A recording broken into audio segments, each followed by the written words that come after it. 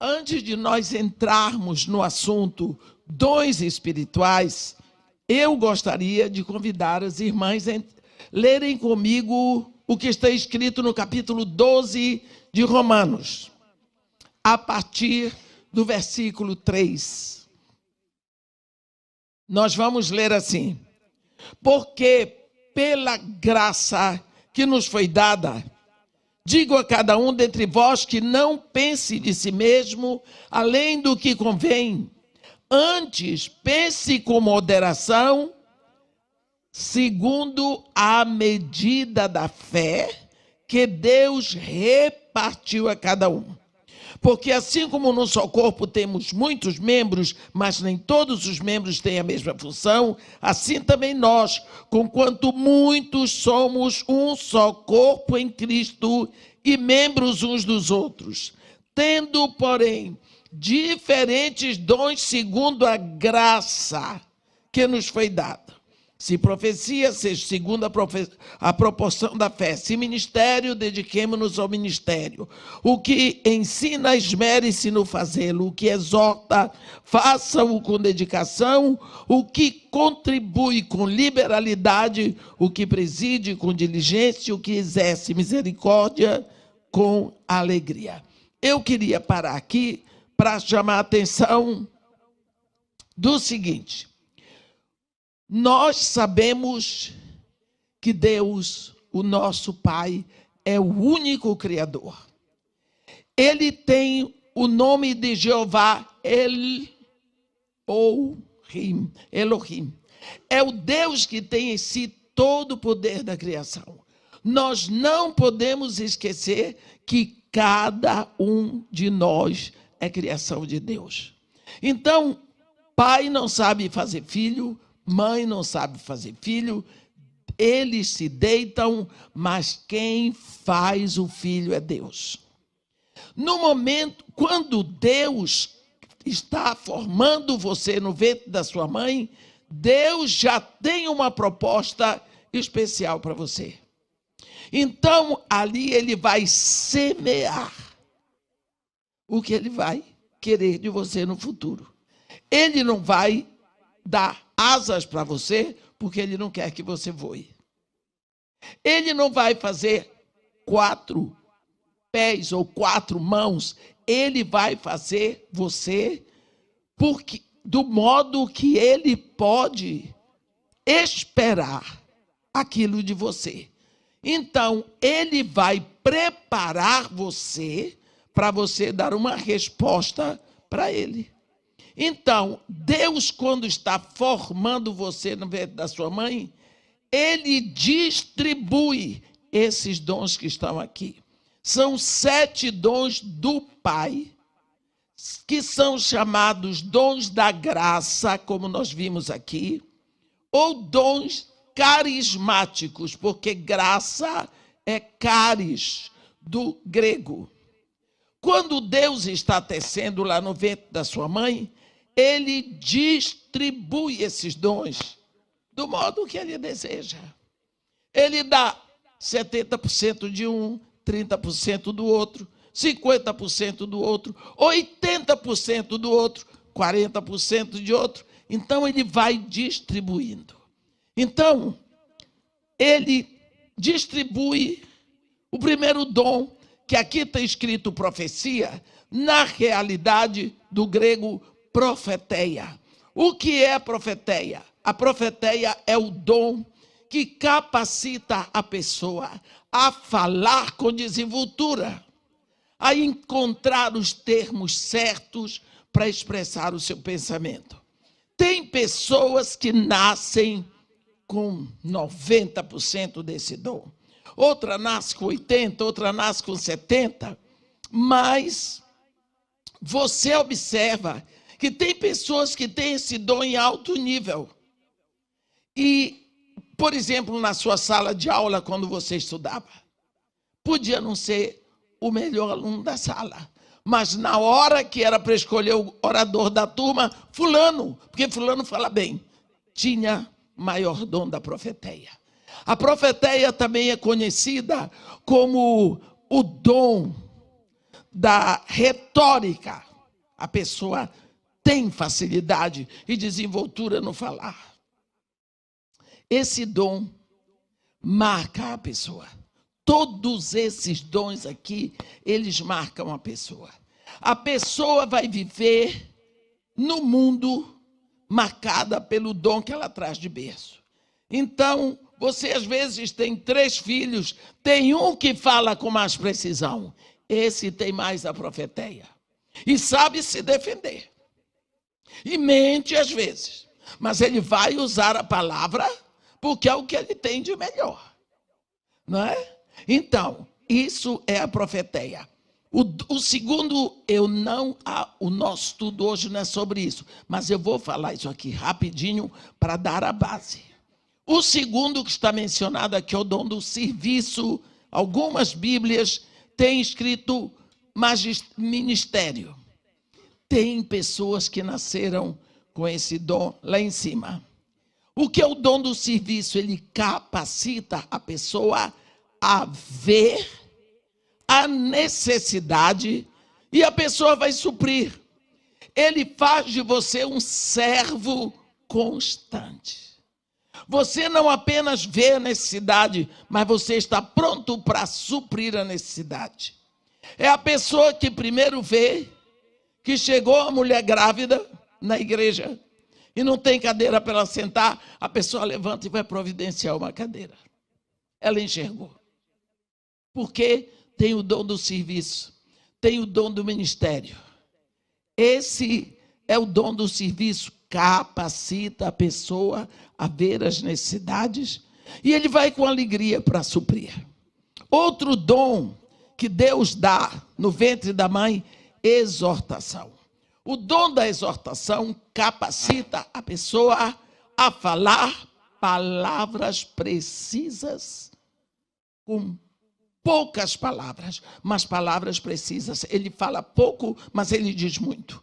E ele cala todo mundo. Tem pessoas assim. Presidir. Profecia, serviço, ensino, exortação. Presidir. Está aqui. Exortação. Contribui. Dar ou contribuir. Existem pessoas que nascem com o dom de saber como aplicar o dinheiro, como aplicar o que ele tem para ter mais. Ele enxerga como usar o dinheiro. Então, a pessoa que tem esse dom, o pouco com ele, ele faz multiplicar. Ele enxerga como usar. A pessoa que nem eu, que não tem nada desse dom, se você disser para minha irmã, eu tenho $10.000 para dar para a senhora hoje. Eu ainda não saí na porta, eu já gastei ele todinho. Eu já vi o que é que eu vou fazer para gastar.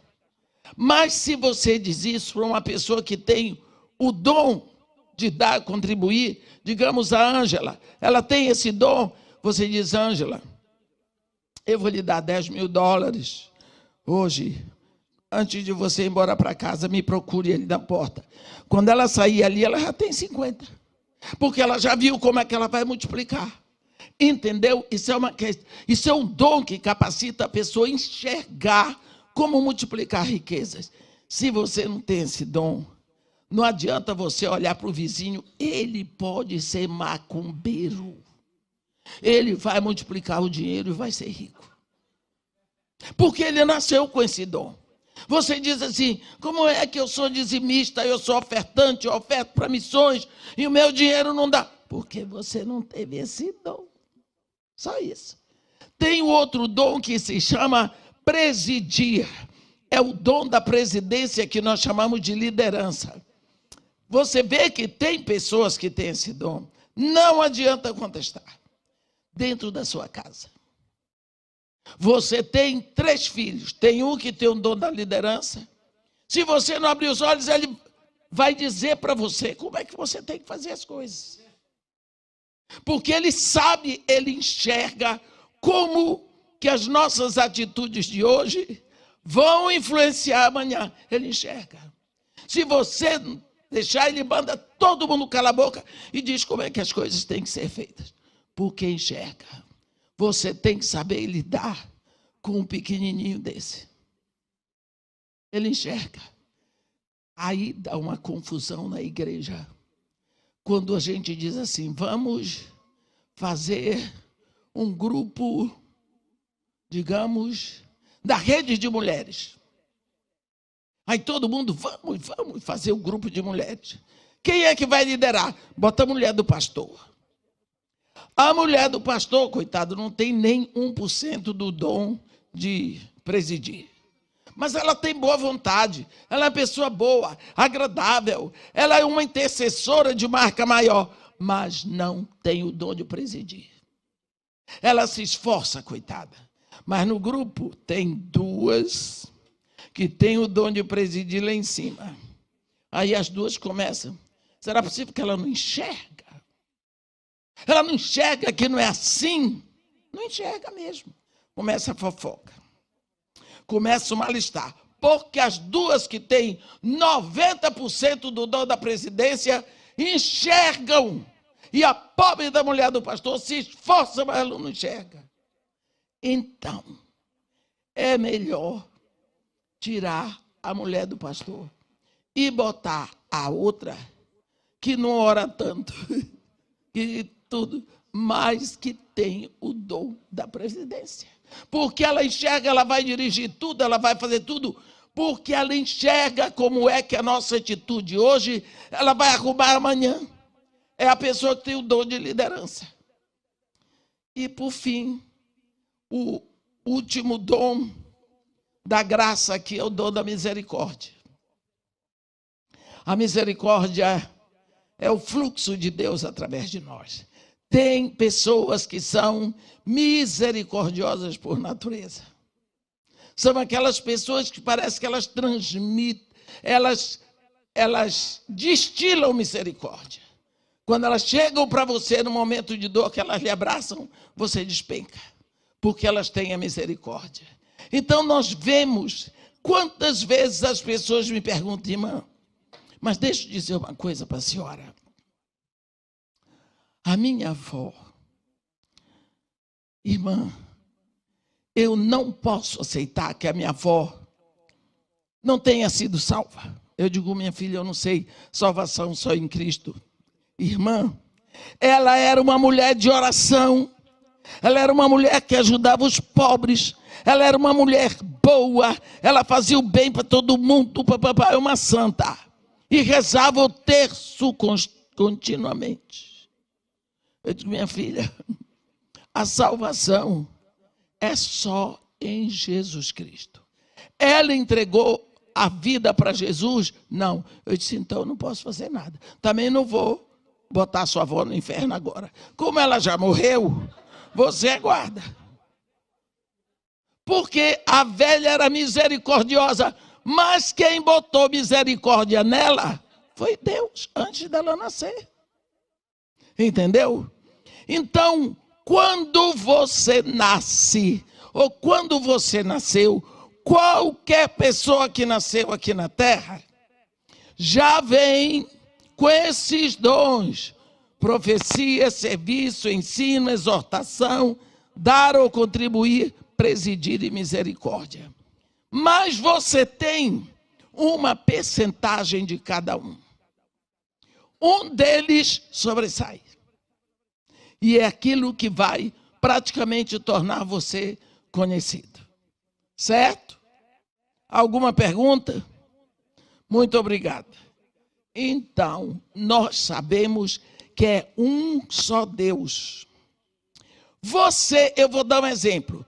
Você que nasceu com o dom da profeteia, fala bem, com desenvoltura, uma maravilha quando abre a boca. Você vai para o palanque, mente, convence todo mundo com a sua mentira. Ou você vai lá no centro de macumba e você fala a favor do diabo e convence todo mundo que aqueles demônios todos são santos, porque você tem a profeteia. Você é o primo irmão do capeta, mas você tem a profeteia. Você nasceu com ela. Agora, você ouve a palavra da verdade, o evangelho da salvação, você crê, você se rende a Jesus Cristo. Pensa o que é isso. E agora?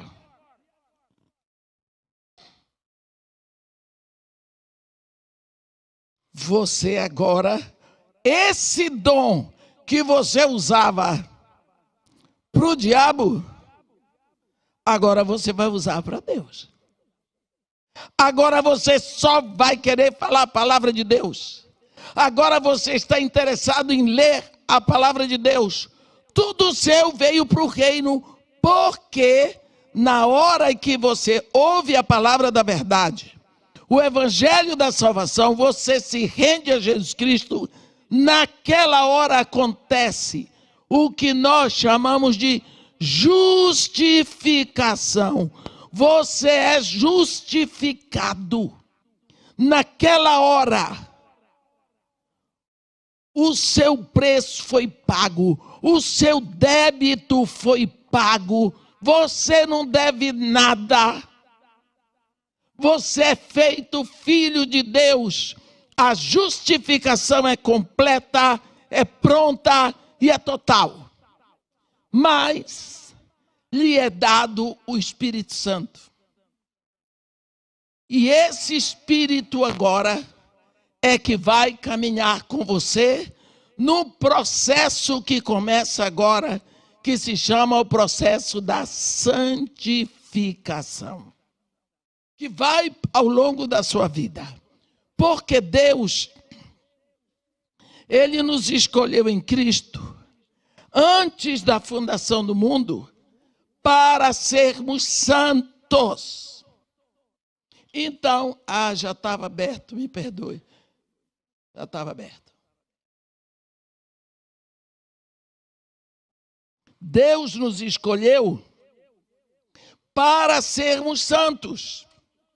Então, agora, quem vai nos conduzir é o Espírito Santo. Quando o Espírito Santo entra na nossa vida, ele entra total. Deus não dá um pouquinho de Espírito para um, 70% para outro. Não. O Espírito vem total. A Bíblia diz que Deus não dá o seu Espírito por medida. Você pode ter certeza que o Espírito Santo vem total para dentro de você. E ele vem trazendo um punhado de 9 dons. Inteirinhos para dentro de você. Gostou? É inacreditável, né? É tão bom que é difícil de acreditar. 9. À sua disposição. Ele entra. Você acha que ele vai trabalhar coisas diferentes? Não. Ele, o Espírito Santo, vai trabalhar em cima do que o Pai já lhe deu. Porque o Pai é Deus, o Espírito Santo é Deus. Então ele vai trabalhar em cima do dom que o Pai já lhe deu. Então agora nós vamos para o nosso assunto, que o meu sermão hoje é encomendado. Já sabe, né? Melhor obedecer. 1 Coríntios 12. Deixa eu contar uma coisa para vocês. Vocês sabiam que a primeira carta aos Coríntios é uma carta que Paulo escreveu porque os irmãos da casa de Chloe, escreveram uma carta para Paulo, entregando todo mundo. Ó, a língua, ó. Entregaram todos da igreja tudo de errado que estavam fazendo. Está vendo? Que não é de hoje. Entregaram. E Paulo entrega e diz: soube pelos da casa de Chloe. Entregou quem tinha mandado a fofoca. Aí você vai notar, quando você lê 1 Coríntios, que cada capítulo é uma palmada. Por isso, quando chega no capítulo 12, a lapada vem sobre os dons espirituais. E Paulo diz assim, começa com força, misericórdia. A respeito dos dons espirituais, irmãos, não quero que sejais ignorantes. Vamos parar aqui. Isso é uma lapada forte. Por quê? Existem duas palavras que se parecem. Ignorância e insciência. Por exemplo, eu não sei como é que se obtura um dente. Então eu sou insciente. Eu não tenho a ciência, porque eu não sou dentista.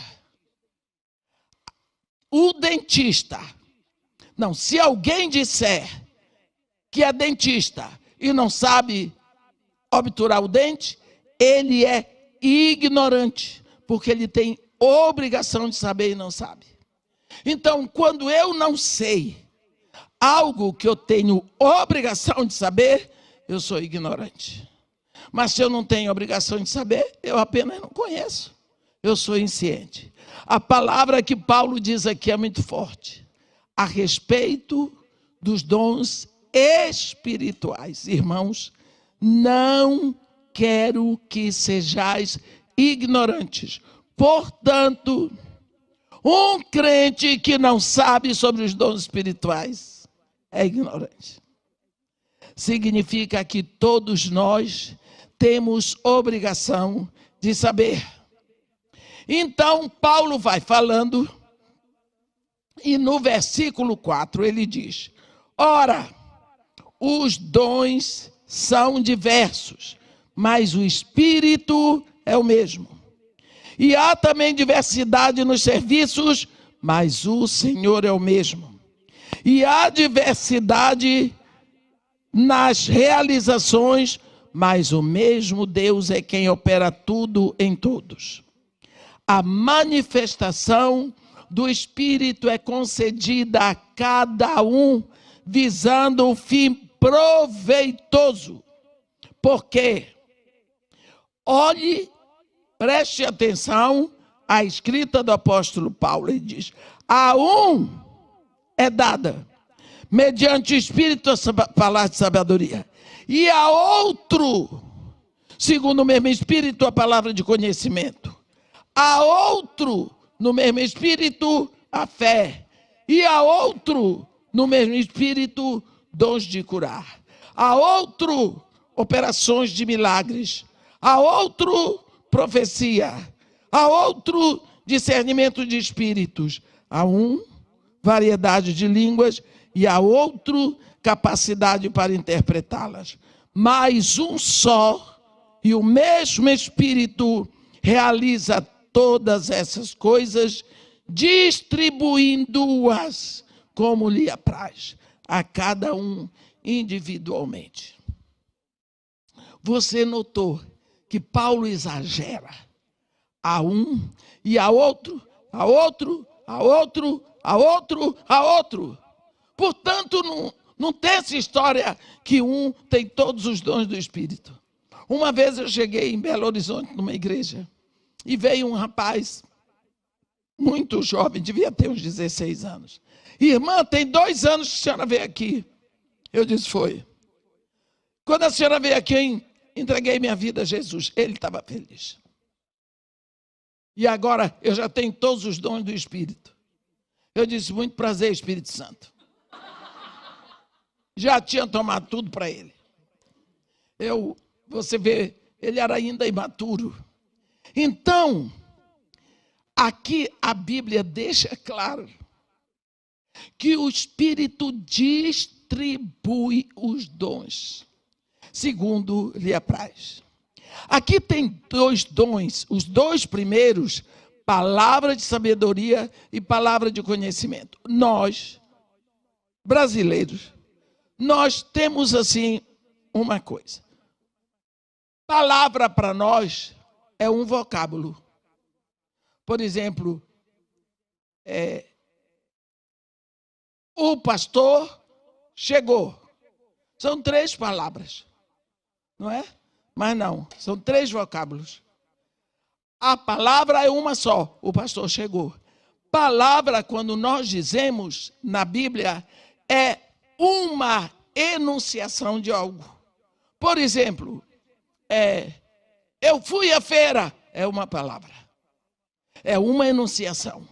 Então aqui nós temos os 2 primeiros dons, palavra de sabedoria e palavra de conhecimento. Vamos ver, normalmente, a pessoa que trouxe lá do ventre da mãe, proeminente, o dom da profeteia, de se expressar com facilidade, o Espírito vai assistir muito com a palavra de sabedoria e a palavra de conhecimento, para a pessoa não se tornar apenas um tagarela.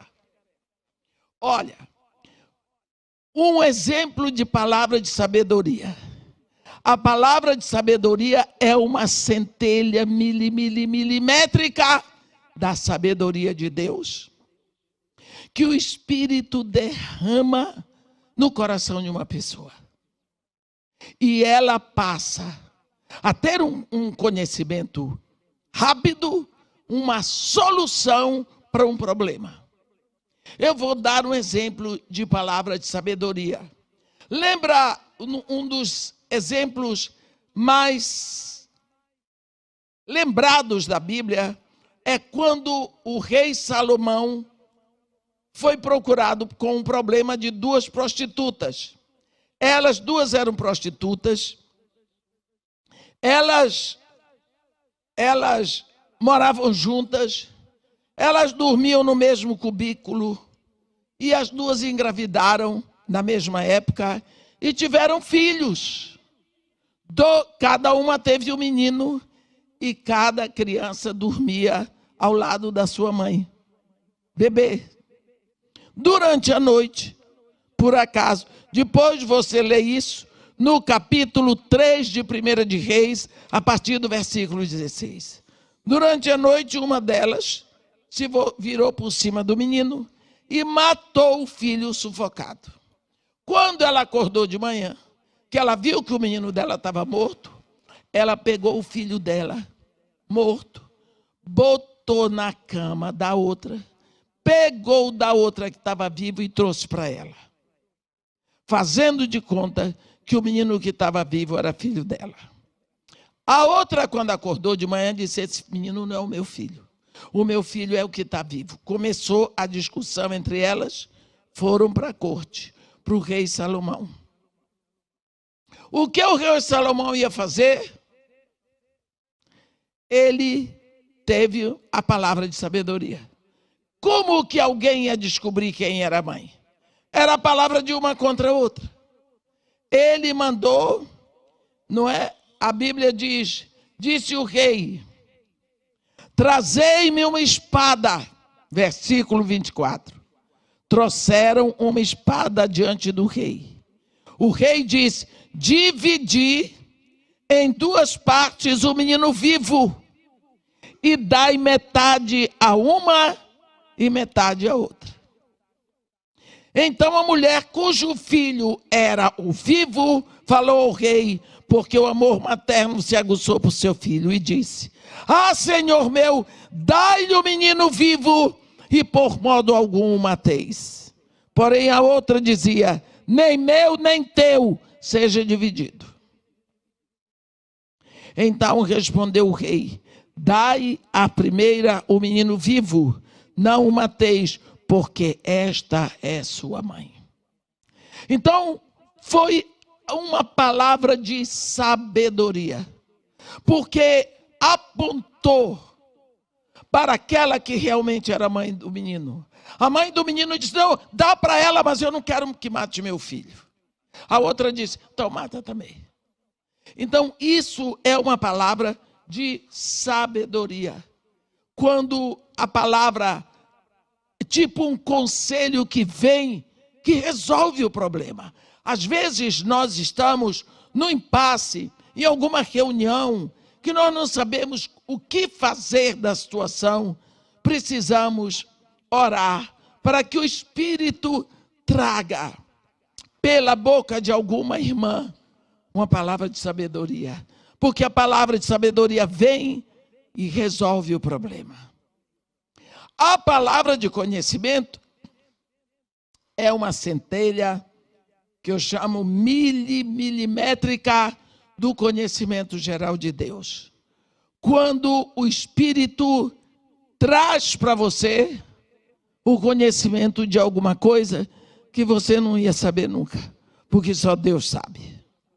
Por exemplo, temos na Bíblia aquele momento lá em Atos, quando logo depois que houve a conversão, a igreja começou e Ananias e Safira ficaram com inveja do ibope que Barnabé teve, porque naquela hora se render a Jesus Cristo era muito difícil, porque era banido da família, perdia emprego, perdia tudo. Então, como haviam muitos convertidos, todos judeus no início, estavam passando dificuldade. José, que era apelidado de Barnabé, ele tinha um campo em Chipre. Ele foi lá, vendeu o campo, trouxe o dinheiro todinho do campo, colocou aos pés dos apóstolos, quer dizer, ele ofertou. Aquilo criou uma admiração da igreja por Barnabé. Todos amaram a atitude dele de entregar o que ele tinha. Um casal da igreja crente, eles ficaram com inveja do ibope, da admiração da igreja, e resolveram também fazer a mesma coisa. Só que eles venderam a propriedade, combinaram entre si de que iam pegar parte do dinheiro, mas iam dizer que entregaram tudo. Está vendo? Fizeram quando vem, aqui está em Atos, capítulo 5, depois vocês leem com todo o capítulo. Lá vem Ananias para entregar. Naquela hora, o Espírito Santo derramou para Pedro uma palavra de conhecimento. Só quem conhecia aquilo era Ananias e Safira. Fora Deus. O Espírito Santo derramou o conhecimento da situação. E Pedro diz: Ananias, por que encheu Satanás o teu coração? Para que reservasses para ti parte do dinheiro da venda da propriedade. Conservando-se, porventura não seria teu? E vendido, não estaria em teu poder? Como, pois, assentaste no coração este desígnio? Não mentiste a homens, mas mentiste a Deus. Está vendo? Morreu lá. Daqui a pouco vem Safira e mentiu também, morreu na hora. Isso se chama a palavra de conhecimento. Você passa a conhecer uma coisa que só Deus sabe. O Espírito, ele traz para você naquela hora o conhecimento. Isso não é revelação. Isso é palavra de conhecimento. E você tem que crer. Senão você não age. Então, aqui nós temos palavra de conhecimento, palavra de sabedoria, palavra de conhecimento, versículo 9. Fé. Você diz assim, irmã, mas fé é dom do Espírito? É. A fé é dom do Espírito. Todos nós recebemos de Deus uma porção de fé suficiente para crermos na palavra da verdade e nos rendermos a Jesus Cristo. Mas tem um momento na sua vida em que o Espírito Santo derrama fé no seu coração. Porque naquela hora você precisa. Ou você recebe do Espírito, ou você não resiste. No dia que eu fui impressada contra a parede, contra 5 metralhadoras, nós vamos calar sua boca, encher sua boca de bala. Aquela hora, eu experimentei um teor de fé que foi na minha vida. Eu disse, vocês têm a arma, mas vocês não têm poder para tirar a minha vida, porque a vida que eu tenho, ninguém me toma. Você vai morrer. Morrer para mim é luxo, porque eu tenho casa aqui embaixo e lá em cima. Portanto, vocês é que não podem se dar o luxo de morrer, porque vocês não têm casa lá em cima. Então, para onde vocês vão? Cala a boca! Alguém assoviou. Eles foram. Depois vieram me pedir perdão. Eu digo para vocês que eu não sei explicar o que aconteceu ali, só sei que eu passei 2 semanas tremendo, de medo. Tremendo. Para subir o morro, eu dava 5 passos para frente e 2 para trás. Eu chorava à toa. Chorava. Dava uma crise de choro. Tremia, eu sentia tudo meu tremendo por dentro. Mas na hora eu tive uma força. Eu entendi o que acontece com os mártires na hora de entregar a sua vida. Eu entendi o que aconteceu com Estevão. O Espírito Santo lhe assiste com esse teor de fé naquela hora para você resistir naquele momento. Então, este é o dom da fé. Agora a Bíblia diz, no mesmo, e outro no mesmo Espírito, dons de curar. Nós vamos ver que 2 dons estão no plural. Dons de curar, operações de milagres. Vamos ver dons de curar. Os dons de curar, eles são muitíssimos. São tantos quantas são as enfermidades. Nunca esqueça que Jesus Cristo deu uma ordem: pregar a palavra, praticar a misericórdia, expulsar demônios e curar os enfermos. É nossa obrigação orar pelos enfermos para que sejam curados. É nossa obrigação expulsar demônios. É nossa obrigação pregar a palavra. Uma coisa é certa: como você vai orar pela cura de uma pessoa que não está doente? Se estiver doente, você vai orar.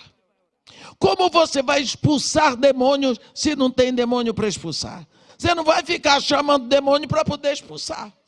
Não, se acontecer uma manifestação, você expulsa no nome de Jesus. Então, vamos falar sobre os dons de curar. Quantas vezes você encontra uma pessoa que ora pelo joelho da outra, o joelho fica curado? Então, porque eu orei pelo joelho da Ângela, o joelho da Ângela ficou curado, então eu acredito que agora eu tenho o dom de orar por joelho defeituoso. Não. Olha, eu prego o evangelho, mas quem salva é Deus. Eu oro, mas quem cura é Jesus. Então, eu oro pelo joelho da Ângela, fica curado. Mas eu tenho um problema no estômago.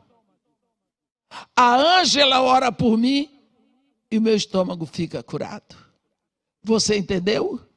Aí a Ângela ora pelo olho da outra, não fica curado. Então, não significa que o dom é seu. O dom é do Espírito, mas ele usa você. Através de você, ele vai curar. Por isso os dons são diversos, porque ele usa você. Hoje, ele usa você para curar ventres que são estéreis. Às vezes você não vê a cura. Tem uns 2 anos, eu estava em algum lugar, quando apareceu para mim, era o pastor Rafael que chegou, todo mundo gostava do pastor. Irmã, eu disse, oi pastor, eu sou o Rafael. Eu disse para ele, muito prazer. A senhora não lembra nada deste nome? Eu disse, eu não lembrava. Ele começou a chorar, ele disse, irmã, eu rodei 3 horas para vir aqui para falar com a senhora. Quando a senhora esteve, esqueci o nome do lugar agora, um lugar desse tamanho, desse que eu ando por aí. A minha mãe estava casada há 17 anos e os médicos diziam que jamais ela poderia engravidar. A senhora botou a mão no ventre dela, orou e disse, eu pedi a Deus para ele formar um menino aqui dentro. Põe o nome dele, Rafael. A minha mãe engravidou naquele mês e o Rafael sou eu.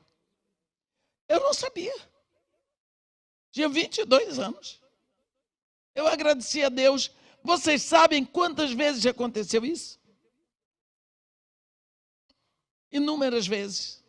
Deu orar, a pessoa engravidar. Agora, quantas eu já orei, a pessoa não engravidou? Porque essas não vêm me dizer. Então, não significa que porque aconteceu hoje, vai acontecer sempre.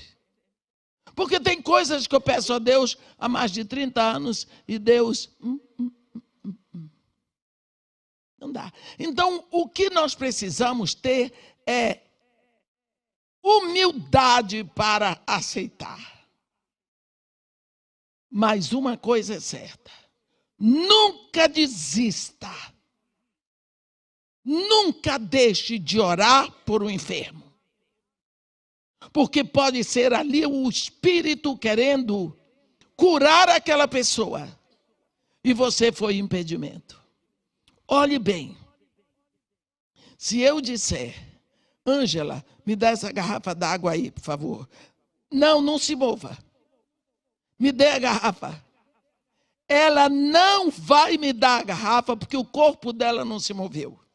Ela quer dar, ela deseja dar, mas o corpo não se moveu. Você entendeu o que eu quero dizer? Se Deus quer curar, mas o corpo que somos nós não se move, não vai haver cura. Então, às vezes, estamos numa situação. Tem uma pessoa enferma. Deus quer curar aquela pessoa. Eu não me movo para orar.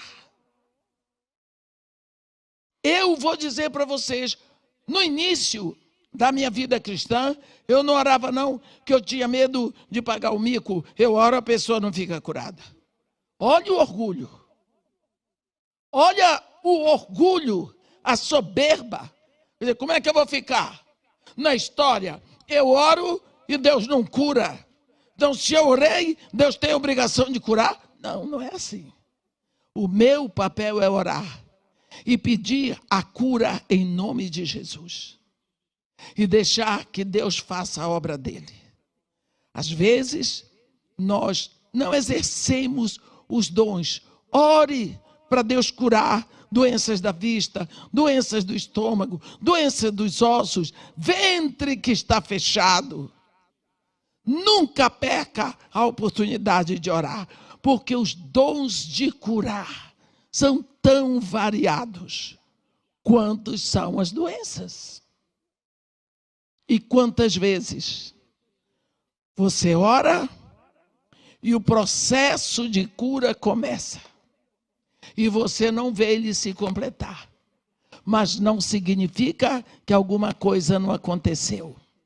Preste atenção, se você tem um bloco de mármore, e você quer quebrar aquele bloco de mármore, aí você dá uma martelada, não aconteceu nada.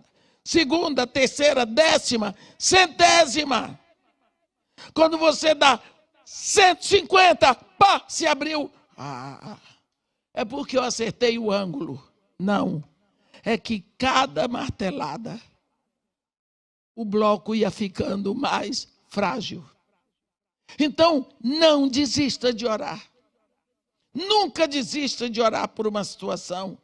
Você está vendo, irmã? Eu oro, parece que piora, melhor. Está havendo uma reação, o capeta está reagindo. Fique firme, porque nós temos vitória no nome de Jesus. Mesma coisa, operações de milagres. Você já viu milagre acontecer quando a gente não precisa dele? Não acontece. Milagre só acontece quando nós estamos na pindaíba, no pirrairote. Quando não dá mais jeito, aí o milagre acontece. Vocês se lembram quando o povo saiu do Egito? Eles saíram de Sucote. Andaram. Quando, depois de muito tempo, chegaram a Etã, eles estavam na entrada do deserto. Entrada do deserto. Se acamparam. Moisés, nós estamos fora do Egito? Estamos. Moisés, nós saímos do Egito, saímos. Nós não somos mais escravos, não. Ei! Festa, dança, barulheira. Não estamos mais no Egito. Saímos do Egito. Que alegria. Aí Deus diz para Moisés: Moisés, fala para os filhos de Israel que retrocedam e se acampem em Pirrairote, entre... Vamos aqui, dona Edmeia, Números 13. Não, que Números 13? É Êxodo 13. Vamos lá. Você vai ver o que é um milagre. Não é?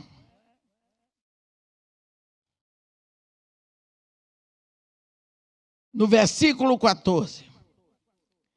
Disse o Senhor a Moisés: fala aos filhos de Israel que retrocedam e se acampe de fonte de Pirrairote, entre Migdol e o mar, de fronte de Baal Zefon.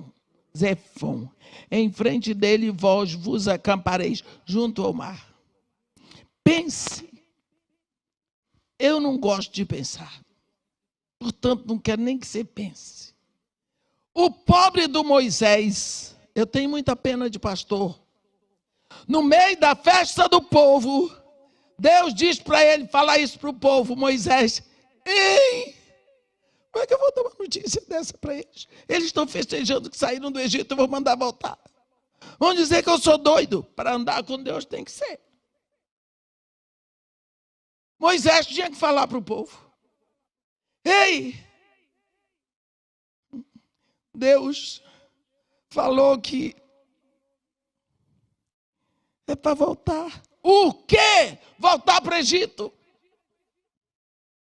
Você é louco, Moisés? Voltar. Voltar para onde, Moisés? Para Pirrairote. É o pior lugar que você pode imaginar. Pirrairote significa montanhas intransponíveis. Você já ouviu falar Dead End Road? Beco sem saída. Pirrairote é um beco. Aqui tem montanhas intransponíveis. Aqui tem o Mar Vermelho.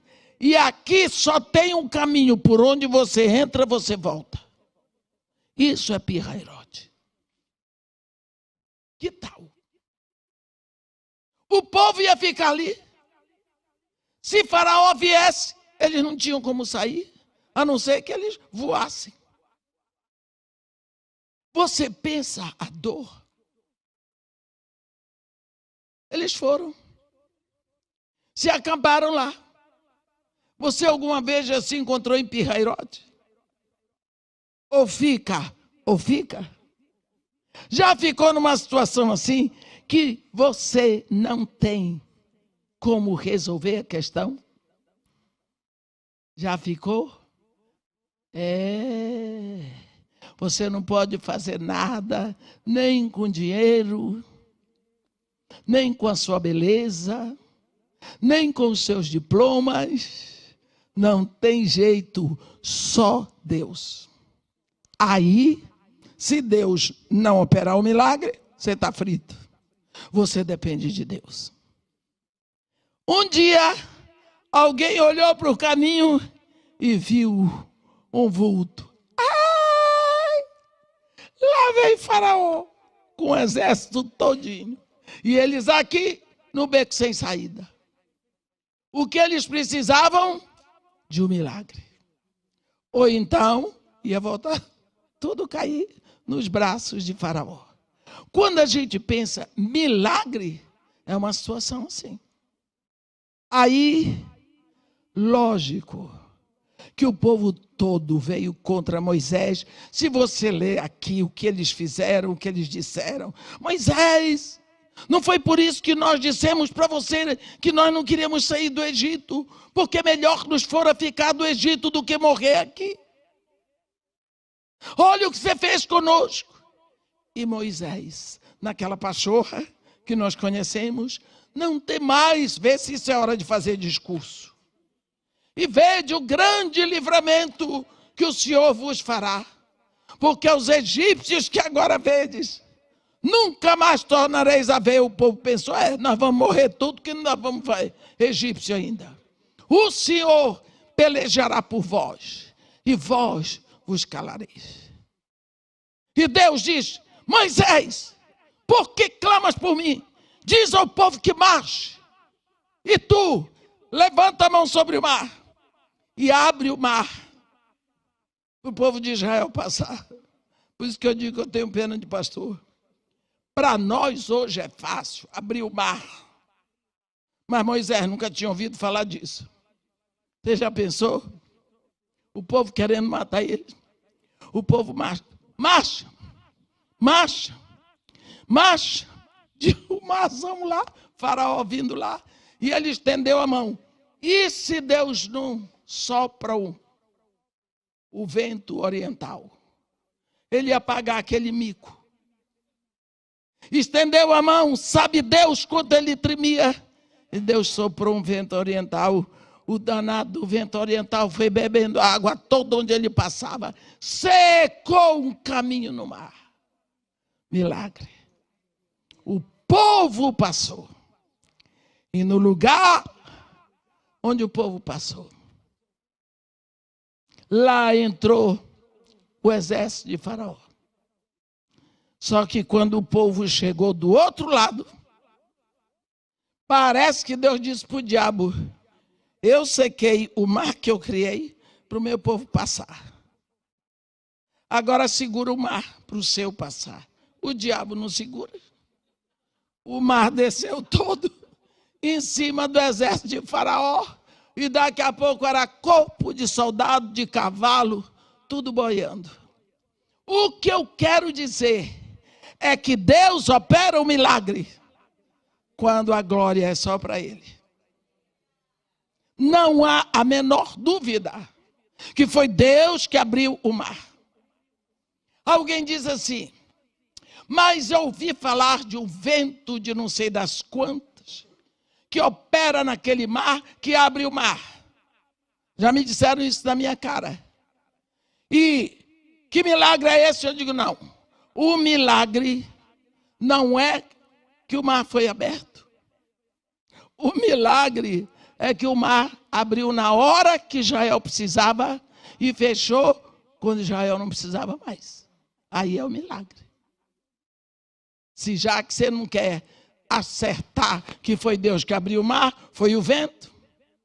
Então, o vento obedece a um comando. Então, quantos milagres você já ouviu falar na Bíblia? Cada milagre é um, mas nós gostamos de milagres que se repetem. Por exemplo, quantas vezes Jesus atravessou o mar da Galileia? De barco. Mas uma vez ele andou sobre as águas. Nós queremos que ele ande sobre as águas todo dia. Uma vez só. Então Jesus Cristo operou tantos milagres. Jesus Cristo ressuscitou. Depois da ressurreição, quando Jesus estava nos céus, quantos milagres foram operados? E quantos milagres são operados hoje? Que você nem vê. Então, através da igreja, a presença de Deus continua aqui. O Espírito Santo tem dons de operações variadas de milagres que ele vai exercer através de nós. O outro dom, depois da inspiração, da operação de milagres, é profecia. Você sabe que nós temos profecia como dom da graça, lá em Romanos 12. Nós temos profecia como dom do Espírito, aqui em 1 Coríntios 12. E nós temos profecia como dons de ministério em Efésios 4, 11. Profecia. Esta profecia aqui é dom do Espírito. Existe profecia como ministério. Eu queria falar, eu vou ter que ir a Efésios 4, 11, para mostrar para vocês a diferença entre o dom da profecia e o ministério do profeta. Lá em Atos 21. Atos 21. Vamos ver. Aqui, em Atos 21, nós vamos ver assim. Deixa eu só situar vocês. Quando Paulo vem, na terceira viagem dele, ele vinha a toda pressa, que ele queria chegar. Primeiro, ele queria chegar em Jerusalém para a festa da Páscoa. Mas quando ele viu que não dava tempo, ele estabeleceu no coração dele chegar em Jerusalém para a festa de Pentecostes, que são 50 dias depois da Páscoa. A gente vê a corrida dele quando ele chegou no capítulo 20 de Atos. Ele mandou chamar os presbíteros de Éfeso para encontrar com ele em Mileto, para que ele se despedisse da liderança de Éfeso, porque só em Éfeso ele ficou 3 anos. Porque se ele fosse a Éfeso, ele corria o risco de não chegar em Jerusalém para a festa de Pentecostes. Então, agora, ele sai de Mileto, ele vem descendo, até que ele chega em Cesareia. Existem 2 Cesareias, Cesareia Marítima e a Cesareia de Filipe. Cesareia de Filipe fica na cabeceira do Jordão, lugar aprazível, mas esta Cesareia, onde morava Filipe, onde morava Cornélio, é Cesareia Marítima, fica perto de Jope, que hoje é Jaffa, Iafo. Às vezes lá em Israel eles dizem Iafo, perto de Tel Aviv. Olhe bem. Quando ele chega, parece que todo mundo ia para a casa de Filipe, o evangelista.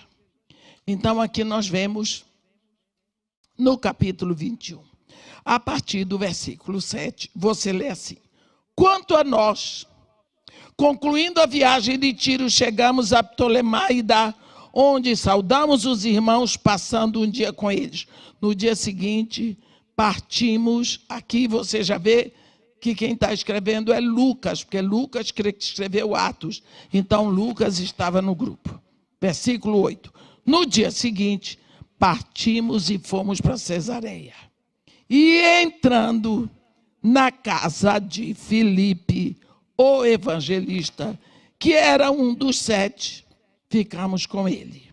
Tinha este 4 filhas donzelas que profetizavam. Então aqui nós vimos que Filipe, o evangelista, tinha 4 filhas moças que profetizavam. No versículo 10 diz assim: demorando-nos ali alguns dias, desceu da Judeia um profeta chamado Ágabo, e vindo ter conosco, tomando o cinto de Paulo, ligando com eles os próprios pés e mãos, declarou: isto diz o Espírito Santo. Assim os judeus em Jerusalém farão ao dono deste cinto e o entregarão nas mãos dos gentios.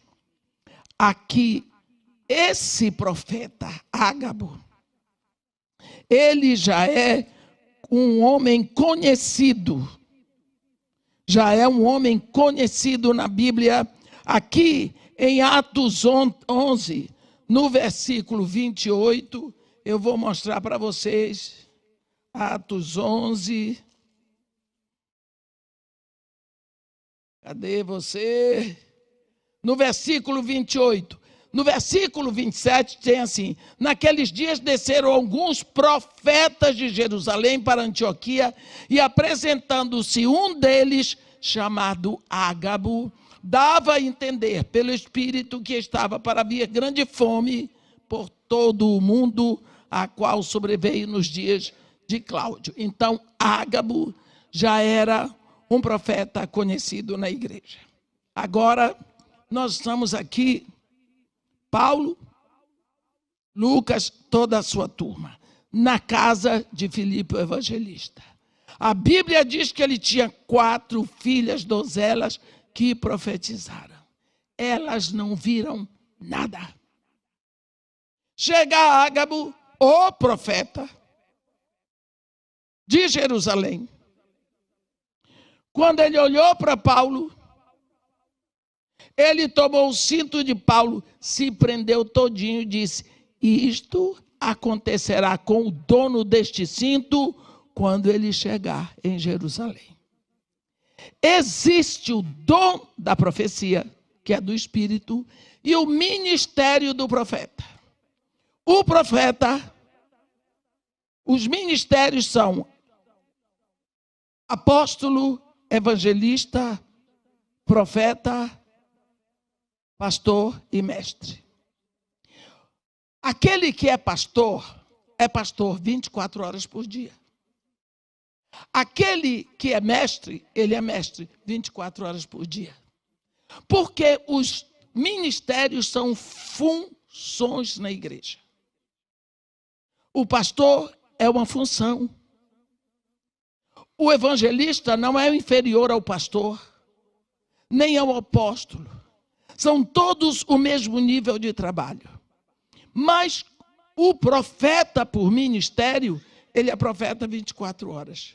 Você veja que o Espírito, naquele momento, mostrou tudo e falou tudo com o profeta. As filhas de Filipe não viram nada, porque elas profetizavam. Uma vez, talvez por ano, Deus mostrava alguma coisa para elas. Elas eram usadas na profecia. Então, o fato de uma pessoa ser usada em profecia hoje não significa que o dom é dela. O dom é do Espírito. E o Espírito distribui os dons segundo lhe apraz a cada um individualmente. É possível que pelo Espírito eu profetize hoje e daqui a 5 anos de novo. Tem pessoas, porque oram por uma pessoa curada, ela vai ter que orar o tempo todo para todo mundo ser curado. Não é assim.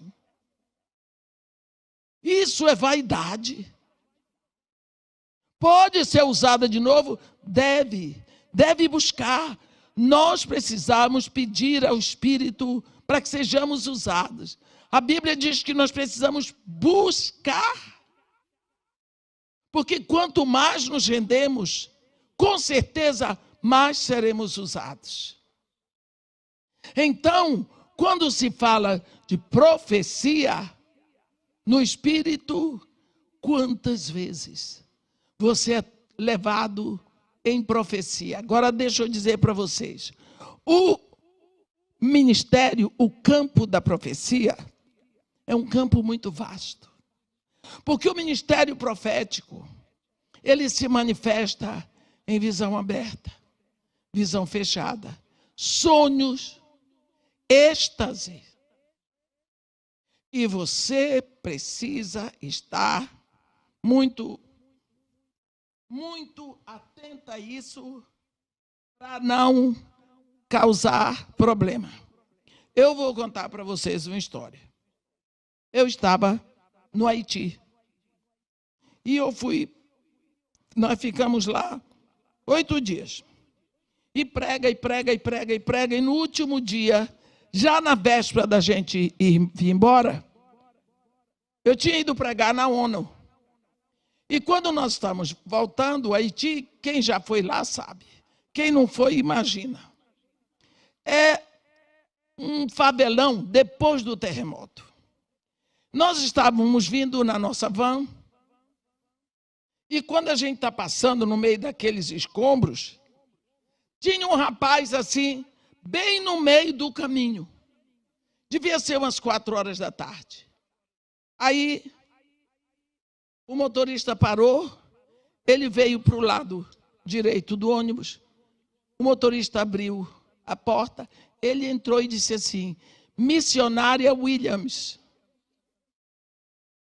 A única Williams que tinha ali sou eu. Williams no Brasil não é um nome comum, não é?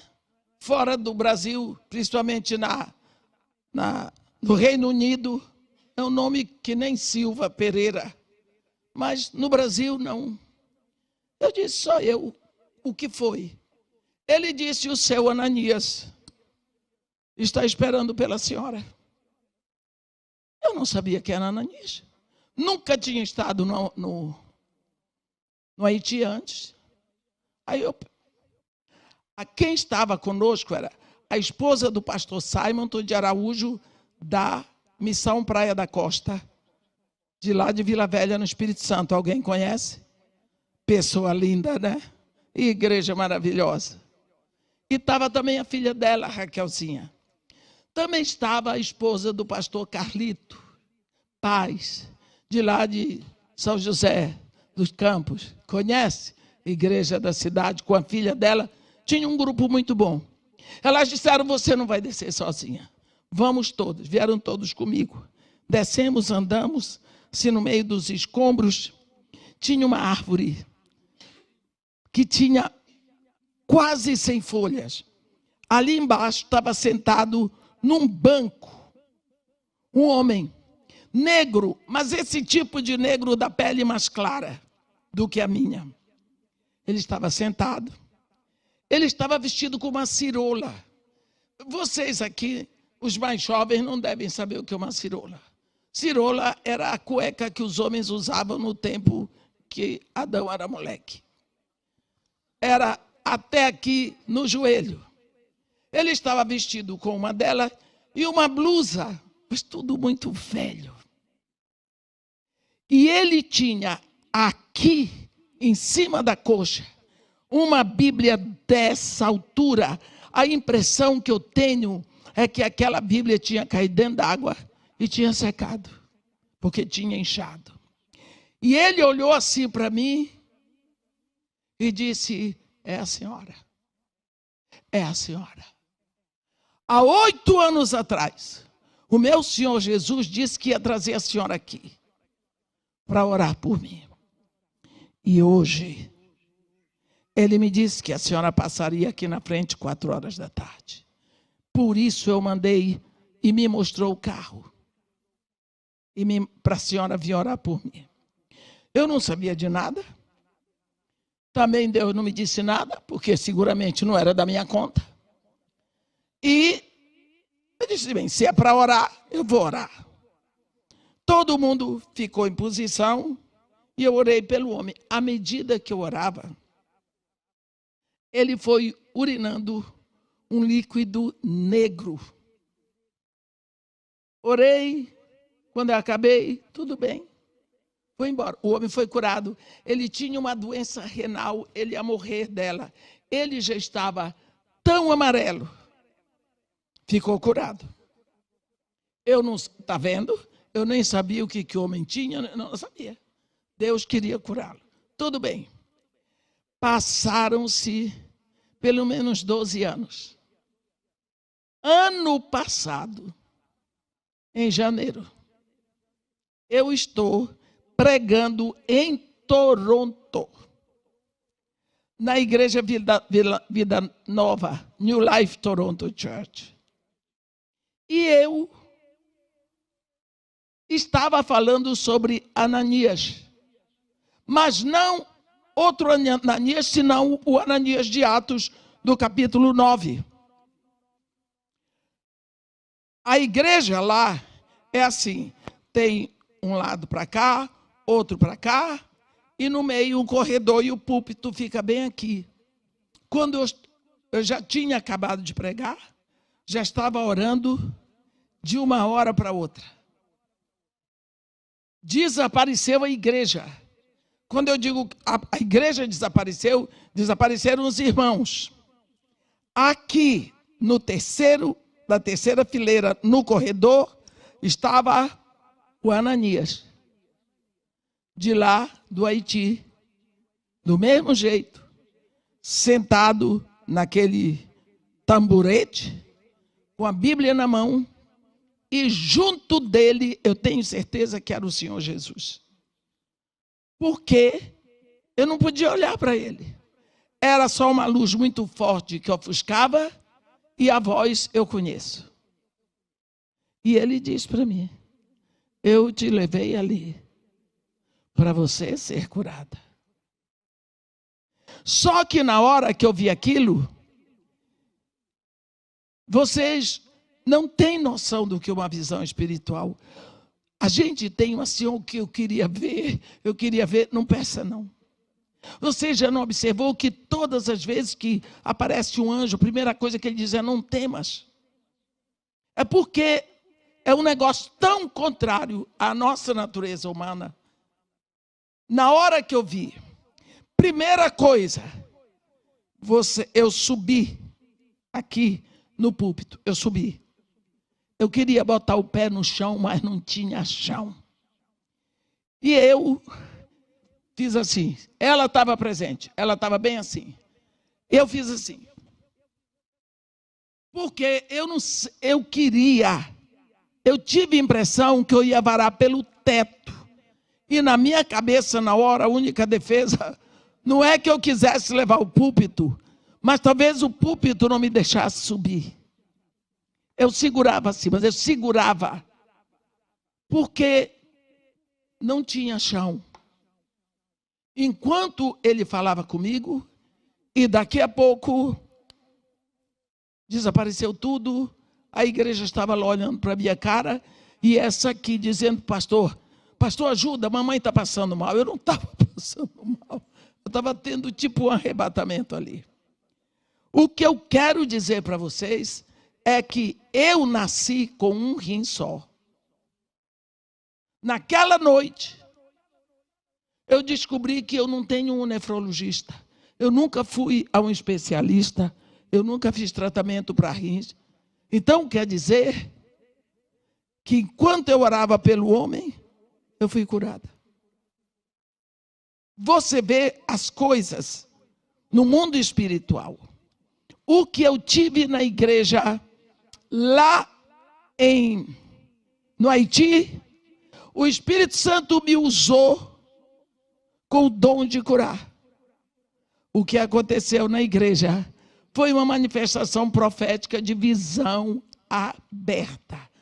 A visão aberta é aquela que você vê no mundo do espírito com os olhos abertos. A visão fechada é aquela que você vê com os olhos fechados. Nunca despreze uma visão. Nunca despreze. Também tem sonhos.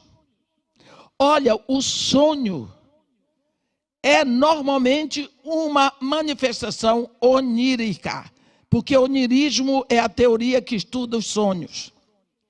Mas nem todo sonho é uma manifestação onírica. Ela pode ser uma manifestação profética. Sabe quando você deita? Aqui você está acordado. Você está, que nós chamamos vigília. Aqui você está dormindo. Quando você vai saindo daqui, que você atravessa esse espaço para cair no sono, esse espaço aqui se chama estado crepuscular da mente. O sonho nunca acontece quando você está aqui acordado, na vigília. Ele nunca acontece quando você está aqui dormindo. Ele se passa nesse espaço que se chama estado crepuscular da mente. Você já observou que toda vez que você sonha, você não termina o sonho? Eu estava ficando noiva, você fez barulho, eu acordei. O green card estava chegando, você fez barulho. Porque ou você dorme ou você acorda. Como você sabe se o sonho é uma manifestação onírica ou se ele é um sonho profético? O sonho profético marca, porque Deus tem um objetivo com ele. Você não esquece. Ele é marcante, ele tem detalhes, você não esquece. E ele cria em você um desejo de saber o que é aquilo. Essa é a marca. Isso é manifestação profética. Sonho, êxtase. Você simplesmente sai do contexto que você está e você não vê mais nada. Você só vê aquilo. Eu digo para vocês, tudo isso é profético. Você não tem que ter medo. E agora, é alguma coisa contra a nossa natureza material. É difícil você aprender a conviver com isso. Mas, quando Deus quer fazer, o Espírito vai usar você. E você precisa estar pronta para isso. Então, a Bíblia diz aqui que um dos dons do Espírito é a profecia. Como você pode também ser usado em profecia? Quando você começa a abrir a boca. O maior profeta da adoração na Bíblia foi Davi. Porque ele abria a boca. E o que ele desejava para Deus, ele dizia: todas as nações, os reis da terra se prostrarão ante a ti, Senhor. E os poderosos virão a ti e confessarão o teu nome.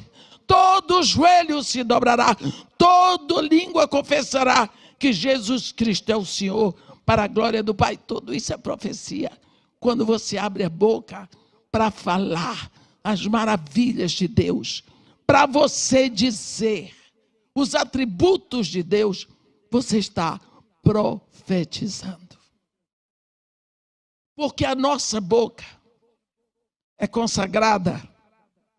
A Bíblia diz: pelas tuas palavras serás salvo, pelas tuas palavras serás condenado, porque a vida e a morte estão no poder da língua. E quantas vezes nós temos amaldiçoado com a nossa boca? Mas vamos lá. Discernimento de espíritos. Você precisa crer que você é filho de Deus, porque um dia você confessou Jesus Cristo como único Senhor, suficiente Salvador. Naquele dia, Deus, o Pai, lhe deu o Espírito. Você tem que crer que o Espírito Santo vai habitar em você. E o Espírito Santo traz os dons, ele vai usar você. Porque agora você é filho de Deus. E ele vai trabalhar para que você seja um filho de Deus, ao modelo de Jesus. A Bíblia diz em Romanos 8, no versículo 29, e aqueles que de antemão conheceu, a esses também predestinou para serem feitos conformes à imagem de seu filho, para que seu filho seja apenas o primogênito entre muitos irmãos. Discernimento. Você tem que crer. Quando uma pessoa está falando com você, quantas vezes você sabe que aquilo que a pessoa está dizendo não é verdade? Discernimento. O Espírito que está aqui dizendo, abre o olho. Eu costumo dizer que o Espírito Santo dá sinal verde, sinal vermelho, sinal amarelo. Atenção. Cale a boca. Não diga nada. Não se envolva. Você, coisa da minha cabeça. Você não tem cabeça. Você tem o Espírito.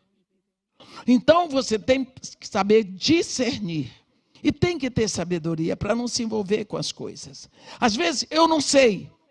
É melhor deixar que os outros pensem que você é bobo. Eu não sei.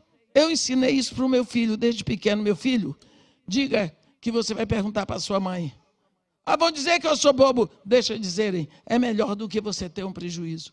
Agora eu digo para ele, não tome nada, não se envolva. Diga que quem manda é sua mulher. Pronto. Seja o bobão. Mas é melhor botar a culpa na mulher ou na mãe do que ter um prejuízo maior. Você diz assim, eu não sei porquê. Fulano estava me dizendo aquilo, mas eu preciso orar. Vá falar com o Espírito, que ele vai deixando as coisas mais claras para você. Você começa a discernir. Existe uma percepção que você não tem explicação para ela. Você está discernindo, por favor, ore para que mais e mais o Espírito flua o discernimento no seu coração. Porque nós estamos numa época de muito engano. Muito engano. Muito engano. E a pessoa enganada, principalmente naquilo que ela gosta. Eu estava pedindo a Deus dinheiro. Senhor, manda dinheiro para mim. Será possível que eu vou ficando velha e sempre contando, vendo quanto pode gastar? Manda um dinheiro folgado para mim. Assim eu respiro. Eu lhe prometo. Eu não vou comprar nada para mim, assim, de coisa. O senhor sabe que eu não faço isso. Mas eu queria pelo menos ter uma foto. E vou embora pedir dinheiro a Deus. Nisso, essa aqui. Tem um negócio de um filme aí, que acho que é Quarto de Guerra, que todo mundo diz que tem uma mulher lá que parece comigo. Eu tenho cansado de ver que vem essa daqui, diz mamãe, a senhora foi procurada, o pastor ligou por uma turma de cineastas que fizeram o Quarto de Guerra. Eles são americanos. E eles querem convidar a senhora para participar do próximo filme deles. Olhe.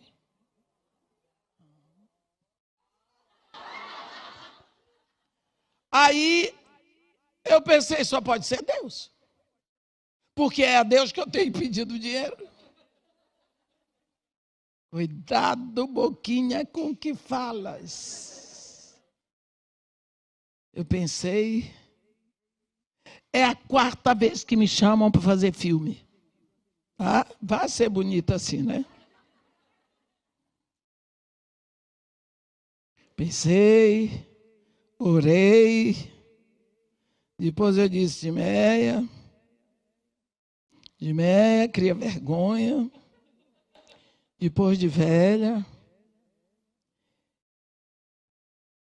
Veio no meu coração. Eu sempre vivi sem esse dinheiro. Casa de Marimata existe há 35 anos sem dinheiro de filme. Por que de uma hora para outra? Casa de Marimata está suprida, não falta nada, eu tenho saúde, eu tenho tudo e eu vou precisar de dinheiro de filme para viver. Agora, depois de velha. Cria vergonha.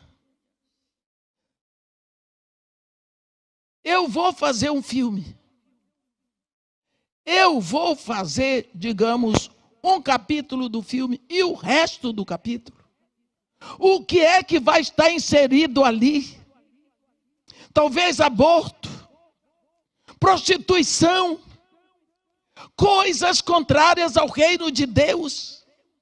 E o nome que eu carrego. E o evangelho que eu prego. Eu disse, capeta, você quebrou a cara. Eu não quero. Não foi, Ângela? Passa, não é a primeira vez, eu lhes digo, é a quarta vez. Por quê? Quando eu era jovem, era o meu sonho. Eu fiz escola de teatro em Salvador. Eu fiz a escola de teatro. Então eu queria ser atriz. Então, esse negócio aí, Satanás vem nesse caminho. Nós precisamos tomar cuidado conosco. Quantas vezes eu digo para Deus, Senhor, me livra de mim. Cuidado com seus desejos. Porque nunca você vai ser tentado por uma coisa que você não gosta. Você vai ser tentado em cima do que você gosta. E aquilo vem fantasiado como se fosse uma bênção de Deus. Na hora que eu pedia mais dinheiro, vem participar de um filme americano. Grana. Eu disse, o quê? Eu sempre vivi sem esse dinheiro. E depois que eu tomei essa decisão, veio aquela paz. Paz. E quantas vezes a gente diz, mas podia fazer, porque vai ver que vai ser um filme cristão, você vai poder pregar o evangelho. Não, Deus não precisa de mim. Sou eu que preciso dele. Então, discernimento de espírito, cuidado com coisa que vem fácil. Abra os seus olhos contra aquilo que você deseja. Ore. Porque você é tentado exatamente ali. Vá discernir. Quantas vezes você casa por tentação? Você faz alianças por tentação. E você vai pagar o resto da sua vida porque você não discerniu o perigo que estava ali. Mas se você desse ouvidos ao Espírito Santo, você ia discernir sinal vermelho. Então, nós que somos filhos de Deus, precisamos estar com os olhos abertos. Variedade de línguas e capacidade para interpretá-las. O dom não é dom de língua. O dom não é língua estranha. O dom é variedade de línguas. A primeira marca desse dom é que é uma expressão. Ele afeta a expressão em uma outra língua que você não conhece. No dia de Pentecostes, a primeira área afetada foi a área da comunicação. A Bíblia diz assim em Atos 2, ao cumprir-se o dia de Pentecostes, estavam todos reunidos no mesmo lugar, quando de repente ouviu-se um som do céu, como de um vento impetuoso que encheu todo o lugar onde estavam. E apareceram distribuídas entre eles línguas como de fogo, que pousou uma sobre cada um deles. Eu gosto de repetir, este versículo 3 de Atos 2, porque as línguas de fogo não pousaram em cima da cadeira, ou em cima da mesa, não. Sobre cada um. E eles ficaram cheios do Espírito e começaram a falar em outras línguas, segundo o Espírito os concedia que falasse. Existia, naquele dia, porque era festa de Pentecostes, 17 diferentes nacionalidades do lado de fora. E cada um ouvia aquele povo falando na sua própria língua materna das maravilhas de Deus. Ficaram maravilhados. O que é isso? Não são eles, porventura, galileus, quer dizer, caipiras? E como é que nós ouvimos falar na nossa própria língua materna das maravilhas de Deus? Você viu a variedade de línguas. Só que, quantas vezes nós vemos pessoas repetindo o mesmo som? Não há variedade. Não é um tom de falar sons, é variedade de comunicação. Só que essas línguas é o Espírito que decide. Então, muitas vezes você vai falar uma língua que foi falada há 2 séculos ou há 2 milênios, língua que não se fala mais. Eu já vi uma mulher falar latim na favela e eu sabia o que ela estava falando porque eu estudei muito latim, que no meu tempo a gente estudava. Quem foi aqui que ainda estudou latim? Puxa, só eu, misericórdia. Você estudou na faculdade. Eu estudei muito latim porque eu tocava órgão, tocava missa em gregoriano. Então, eu até hoje sei Ave Maria em latim, Pai Nosso em latim, o orar da missa todinha em latim. Então, essa pessoa falando em latim, eu sabia o que ela estava dizendo, porque eu tive que estudar muito latim. Latim. Lá na favela. A pessoa não fala português que preste. Ela falou em latim. Quem foi que trouxe? O Espírito. O Espírito. E eu não precisei de interpretar, porque eu sabia, eu só tinha que traduzir. Mas eu sabia a língua que ela falava.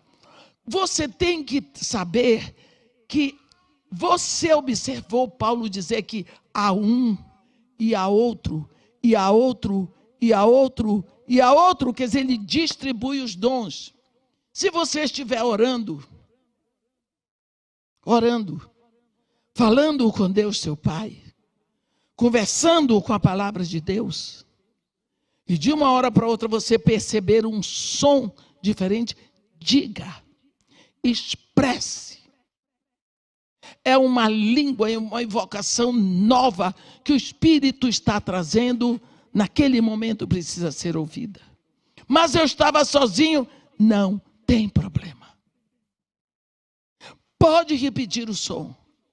Porque assim como a palavra de conhecimento pode ser uma frase total, a língua pode vir só numa palavra.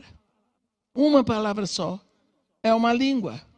Não se preocupe, porque aquilo ajuda você na sua intercessão. Muitas vezes, quando vem aquela palavra e você diz, você tem que começar a pedir ao Espírito que lhe dê a interpretação, o que aquilo significa. Comece a orar. Senhor, o Senhor me trouxe esta palavra. Me dê o discernimento, me dê a interpretação. Porque, ore, que Ele vai trazer, olha, interpretação de língua não é tradução. Quando uma pessoa ora numa língua diferente, numa variedade de língua espiritual, eu ouço, mas eu não sei o que significa cada palavra. Mas se eu tenho a interpretação, eu sei de que se trata. Se aquela pessoa está adorando, se aquela pessoa está enunciando um perigo que vai acontecer, ou se está havendo a cura de alguém ali. Entende? Eu sei o assunto, mas eu não sei cada palavra, porque é interpretação, não é tradução. O Espírito, ele está operando esses dons em todos nós. E ele quer usar a você e a mim e a cada um de nós para o crescimento do corpo, para a edificação do corpo de Cristo aqui na terra. Você já viu? Paulinho de Tarso diz que se você não souber sobre os dons espirituais, ele diz que você é ignorante. Quer dizer, você tem a obrigação de saber. Tá bom? Que Deus nos abençoe e nos guarde. Que faça resplandecer seu rosto sobre nós e tenha misericórdia de todos nós.